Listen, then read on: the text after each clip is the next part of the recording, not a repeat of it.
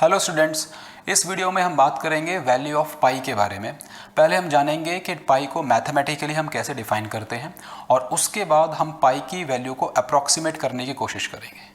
ठीक है, देखिए पाई का जो ऑरिजिन है वो सर्कल के रेफरेंस में हुआ। सर्कल का एरिया हम जानते हैं कि उसके रेडियस के स्क्वायर के डायरेक्टली प्रोपोर्शनल होता है and similarly the circumference of the circle is directly proportional to the diameter of the circle. इन दोनों प्रोपोर्शनलिटीज का जो कांस्टेंट ऑफ प्रोपोर्शनलिटी है वो पाई आता है। So we can define the value of pi in two veg.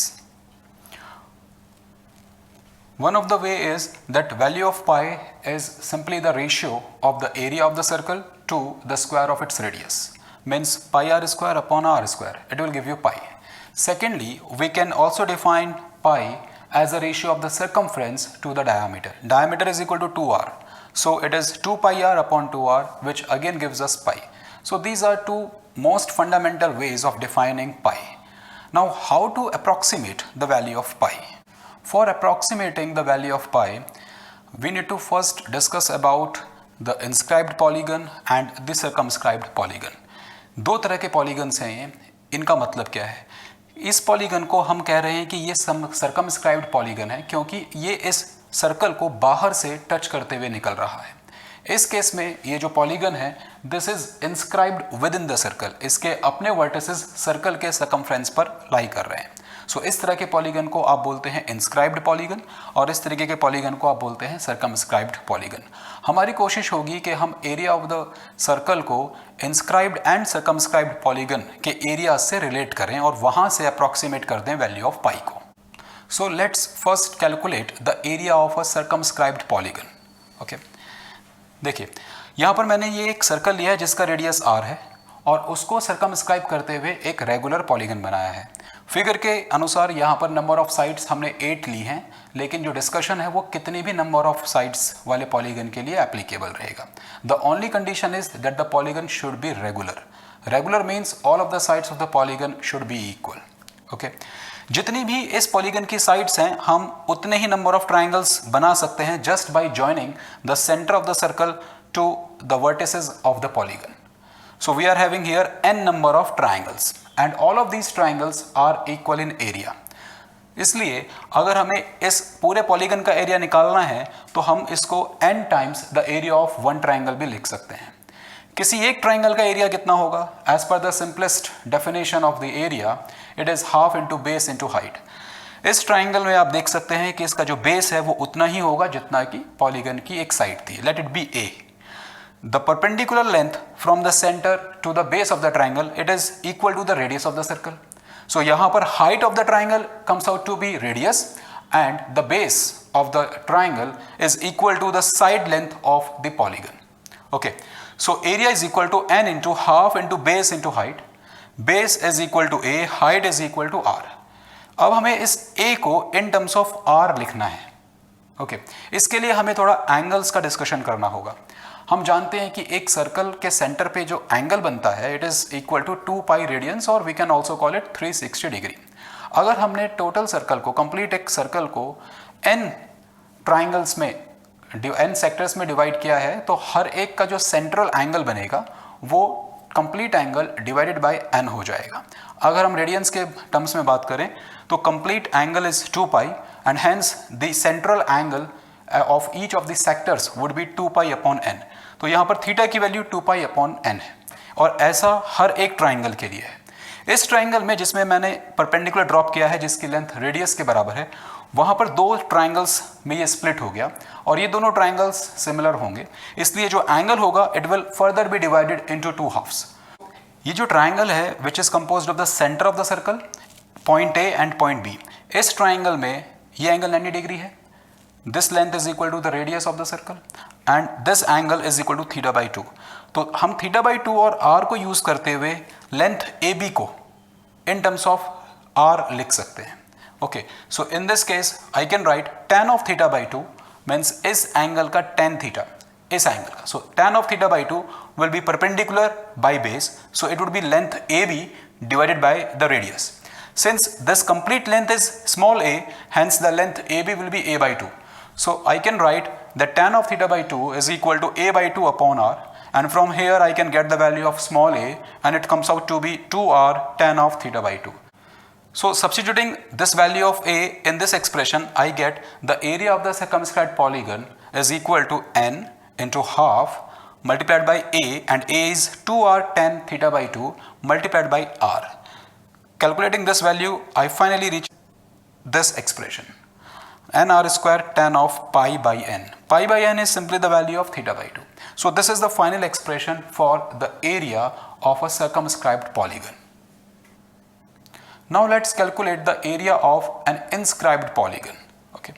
In this figure, this polygon is inscribed within the circle. Similar to the last slide, in this case also, the polygon has been divided into n number of triangles which are having same area. Okay. So let's calculate the area of one of the triangle and multiply that value by number of triangles. Thus the area of the inscribed polygon is equal to n times the area of a triangle. Area of triangle is half base into height. In this case, the base, I have taken it to be b. The length of the base will be different for an inscribed and of some circumscribed polygon. Okay. So let it be b in this case. Height in this case is not equal to the radius of the circle. Rather, the hypotenuse of this triangle is equal to radius of the circle. Okay. Now I want to convert the values of b and h in terms of radius and this angle. Again, this theta is 2 pi by n, since complete angle at the center is 2 pi and we have divided the complete angle into n parts. So one of the sector is having an angle of 2 pi by n, but this angle is further half of that value. So this angle is going to be theta by 2. Now I can use trigonometry in this smaller triangle. Okay, so using trigonometry in this smaller triangle, I can write that sine of theta by 2, sine of this angle is equal to perpendicular by hypotenuse. So perpendicular in this case will be this length and it is equal to b upon 2. So sine of theta by 2 is going to be b upon 2 divided by radius r, b by 2 upon r. H, value of h. For calculating the value of h, I can use cosine. So cos of theta by 2 for this triangle will be h upon r. So cos of theta by 2 is h upon r. So I can write h is equal to r cos theta by 2. Substituting these two values in this equation, I get the area of the inscribed polygon to be n into half multiplied by the base, which is 2r sin theta by 2, multiply the height, which is r cos theta by 2. Okay, so calculating this whole, I get this value finally, nr square pi by n into cos of pi by n. So now we have got the values of areas of inscribed polygon and circumscribed polygon. It should be clear from this diagram that the area of the inscribed polygon is a bit lesser than the area of the circle, and the area of the circumscribed polygon is a bit greater than the area of the same circle. So we can have an equality, means the area of the circle will be in between the area of the inscribed polygon and the area of the circumscribed polygon. We will use this inequality to approximate the value of pi. So far we have obtained this inequality, that area of the inscribed polygon is lesser than the area of the circle, which is further lesser than the area of the circumscribed polygon. We have already obtained the values of inscribed and the circumscribed polygon. Substituting those values in this inequality, I get nr square sine of pi by n, cos of pi by n is lesser than pi r square, which is lesser than nr square tan of pi by n. Okay, so I can get r square cancelled from all of the sides of this inequality and I am left with this equation, this inequation. Fine. So अब हमको देखो यहाँ से पता लग रहा है कि पाई की वैल्यू हमेशा इस नंबर से बड़ी होगी और पाई की वैल्यू हमेशा इस नंबर से छोटी होगी. Okay, now what is n in this inequality? N is the number of sides of the polygon that you have used while you were calculating the areas of inscribed and the circumscribed polygon. Okay, so these are the different cases that I have calculated.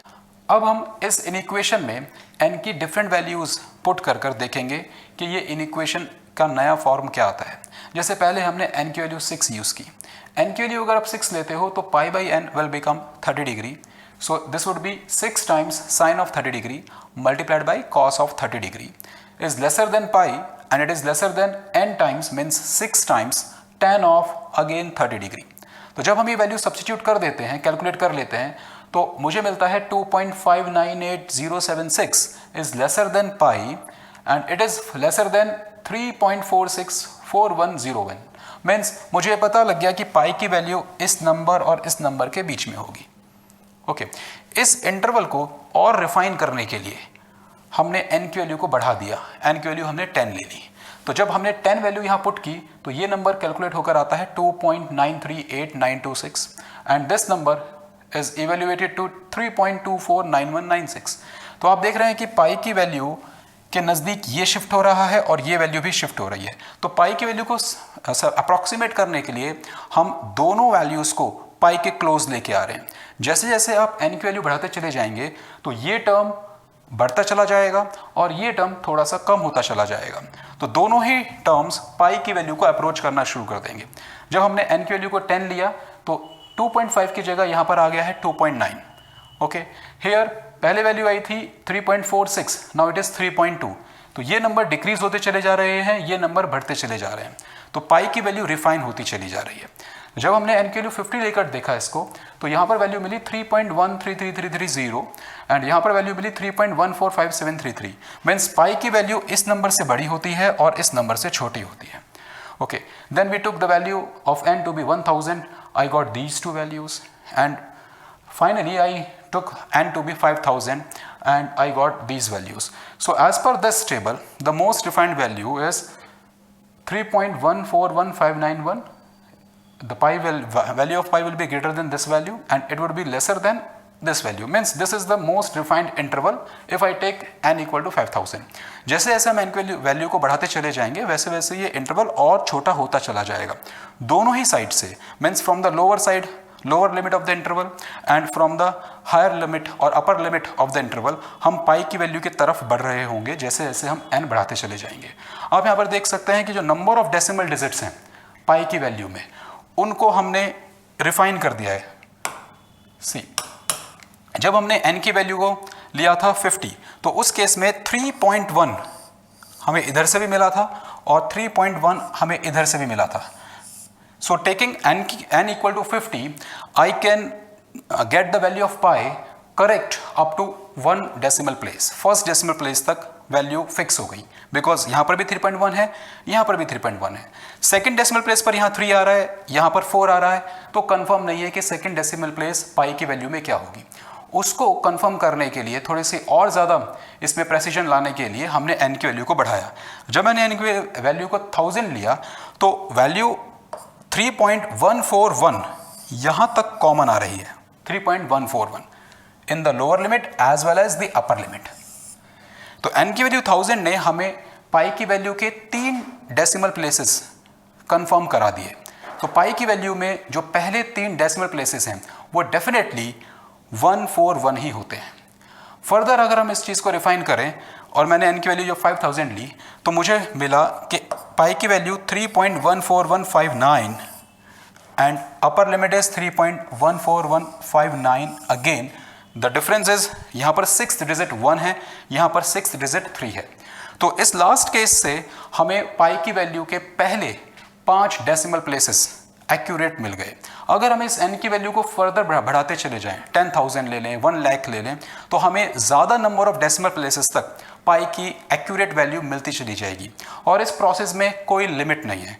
Means जितना बड़ा value आप n का लेते चले जाएंगे उतने ज़्यादा decimal digits तक हम पाई की वैल्यू को करेक्टली अप्रॉक्सीमेट करते चले जाएंगे। सो आई होप आप लोगों को पाई के बारे में जो अंडरस्टैंडिंग थी उसमें कुछ इंक्रीमेंट हुआ होगा। अगर कोई भी डाउट आपको इस वीडियो या किसी और टॉपिक के रिलेटेड है तो आप उसको कमेंट बॉक्स में नोटिफाई कर सकते हैं। We will try to answer that. Thank you.